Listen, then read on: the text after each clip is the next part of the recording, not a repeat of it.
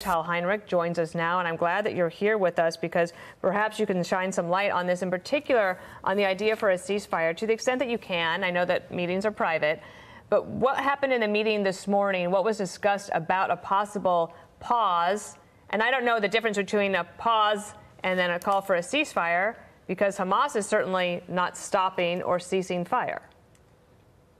Sure, Dana, they're not. And in fact, just a few days ago, a top Hamas commander was giving interviews to a Lebanese channel and another U.S. network where he said that they will perpetrate the October 7th massacre for a second, a third, a fourth time. And we know that they would if they could. This is why we're never going to let them. So we are in lockstep with our American counterparts in what pertains to the goals of our counteroffensive ongoing in Gaza right now, which is to dismantle, to eliminate the Hamas terrorist regime as a governance body and as a terrible military wing that is controlling Gaza. And of course, we want to bring our sons and daughters back home. We're talking about 242 hostages, among them babies, toddlers, the Holocaust survivors, the elderly. This is a very, very complex situation, as you can imagine. Now, we, just like the Biden administration, want to see humanitarian aid reaching the population of Gaza. We don't want to see civilians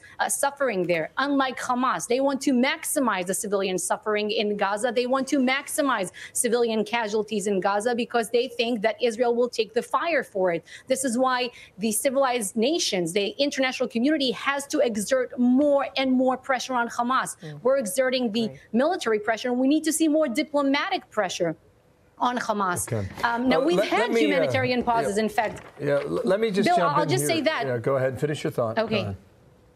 No, I'll just say that we've had humanitarian pauses in the past when Hamas released the 2 hostages, then 2 more hostages. Then we had a cessation of activity to facilitate their exit from the Gaza Strip. Once Hamas releases more hostages, we can talk about it again. Got it. Okay. On that point, Nasrallah is still speaking, the leader of Hezbollah in Lebanon. He has not declared war on Israel. He has not suggested yet, based on some of the headlines we're getting, that they're about to commit action on the northern front. That would be good. I think you would agree with that. However, he also said that Israel has the obligation to negotiate for the hostages.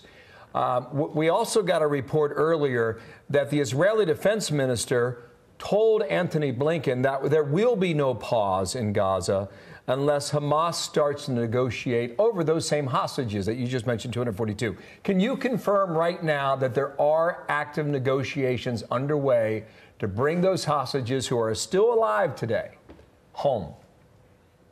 I cannot divulge any such information for very obvious reasons. It will be irresponsible on my behalf. What I can say is that we will not have ceasefire. We will not have a ceasefire that serves Hamas's goals to rearm and regroup and attack us again and perpetrate another massacre. You know, anyone who's calling for a ceasefire is basically serving the pro-Hamas position, because that means that they could get away with what they did and do it again and again. There was a ceasefire on October 6th that Hamas broke on October 7th, and there will be a ceasefire again once the Hamas terrorist threat is eliminated and once we get back the hostages. Tal, one of the things that Antony Blinken was just asked about, and I don't know details on it, but apparently in the meeting earlier, Blinken brought up some concerns that have been expressed about, they said, extremists in the West Bank attacking Palestinians there. And he said that he was reassured that the Israeli government is on top of that. Is there any more you can say on that? I can say that we are on top of that, as the secretary said, and it is a marginal phenomena. It's a marginal phenomena, but we will address it. When we do something wrong on our behalf on the Israeli side, we conduct inquiries and we address the issue. So, of course, there's no daylight between Jerusalem and Washington in that respect. Okay, and also on that point, are you convinced that this administration is or will allow Israel to take out Hamas to the very end? 100%. There's no stopwatch here. And we're actually following the model of the international coalition to defeat ISIS here. We're taking advice from international partners and from our best friend, the United States. We're very thankful for the moral global leadership and for the material support, providing us the tool to do whatever it takes to achieve the goal of eliminating Hamas. We can no longer live next to this terrorist enclave. Okay. There's some